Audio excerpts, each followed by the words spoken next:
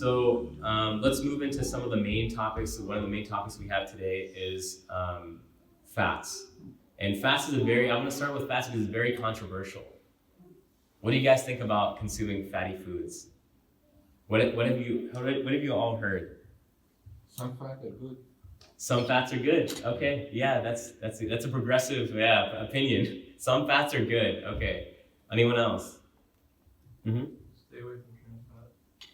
Stay away from what? Trans fat. Stay away from trans fat. That's good. That's really important. Yeah, and that's in the mainstream for sure now because you'll see it on boxes. You'll see no trans fat, right? That's a good one. Anything else? What do you guys think about fats? Saturated fats. And what about saturated fats? Saturated fats. What about them? Good, bad? I think it's bad. Okay, so he's heard that saturated fats are bad for you. Has anyone else heard that before? Yeah? Okay. So yeah, we're going to be talking a little bit about that. And everyone's entitled to their opinion, even if it's wrong. But what I'm going to say is that saturated fats are very, very beneficial for you, actually. Yeah. So most of the time you'll hear this, and that's exactly what you'll hear in the general public, that saturated fats are no good for the body, that they cause arteriosclerosis, right? Hardening of the arteries and plaquing of the arteries and things like that. There's a big difference of opinion in that within the field itself, right? One is being broadcasted out as being the norm, and then one is, kind of secluded. But I think saturated fats, because if you think about saturated fats, and let's go through a little bit of the physiology. I don't want to lose anyone here, and this is not supposed to be a medical lecture, right? But if you think a little bit about the physiology, if you look at the membrane of a cell, it's like a bubble around the cell, and it requires what? It requires fats, saturated fats. And what else? Cholesterol. We've analyzed this. We know this for a fact. There's saturated fats and cholesterol, so it's necessary for the human body, right? And saturated fats are actually more stable when heated than mono and polyunsaturated fats. Now, just to make this easy, instead of using these big terms, when I say saturated fats, I mean fats that when you take them out of room temperature, a little like, let's say 70 degrees, they're solid. So animal fats are like that. If you take, ghee is like that, butter is like that, coconut oil would be majority saturated fat. And these are fats that will be solid at room temperature, okay? Unsaturated fats, polyunsaturated fats, monounsaturated fats, many times will be liquid. So this is vegetable oil, corn oil, soybean oil, rapeseed oil, even olive oil, right? A lot of these oils that we use a lot.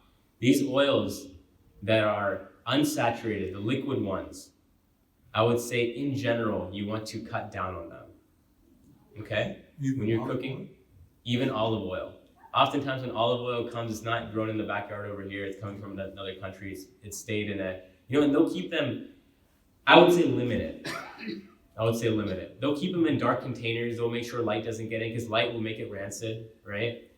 You should limit your consumption. And I would say eat a lot of butter, eat a lot of ghee, eat a lot of tallow. I'm not gonna say lard because we don't eat lard, but tallow, which is basically the same thing as lard, but it's from beef fat, or they'll take fat off of the organs. It's called suet, and you can actually melt that down and turn it into.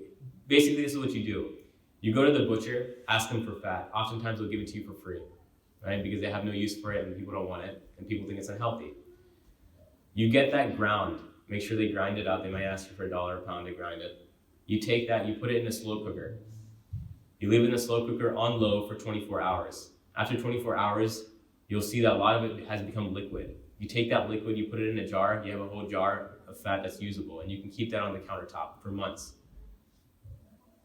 And if you want to keep it longer, you can keep it in the fridge for years, right? And it's a stable fat, really good for the body. It has some minerals in it, so that you'll find minerals in there, especially with ghee and butter and things like that. You'll have vitamins, vitamin A. A lot of vitamin A is found in butter. A lot of vitamin A, vitamin K2, which is also a very useful vitamin for bone strength. and for multiple different other things in the human body is found in butter. So you should be spreading a lot of butter. One fat you want to stay away from is margarine. Does everyone already know that? Everyone knows to stay away from margarine, right? At this point in time, I think that, you know, everything is set on that. We know that margarine is something you want to stay away from. Trans fats, you want to stay away from those. So that's the lowdown on fat. Does that make sense to everyone? So is it okay to eat paya and nihari?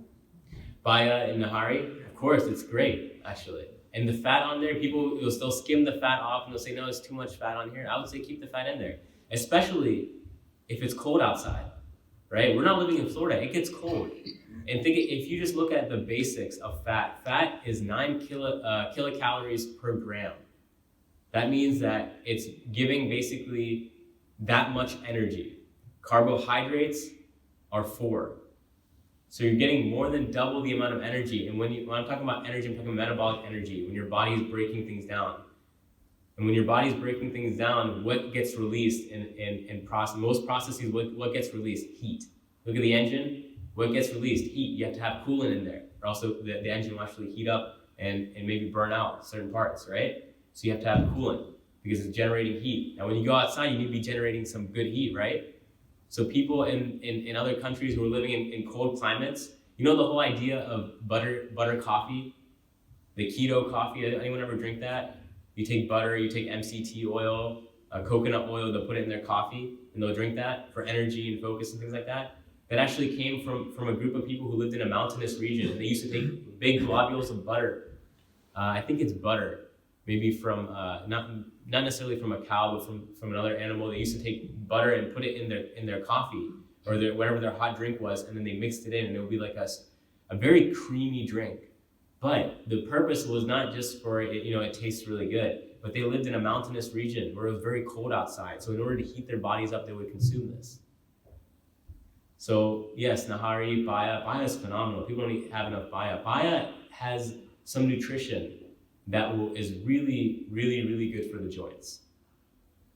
And a ton of protein. And I give baya to patients who are older patients, who have a difficult time with their appetite. They're not very hungry often. And you drink a little bit of baya, and they say 20, 30 minutes before your meal, let it go in, your appetite will increase slightly.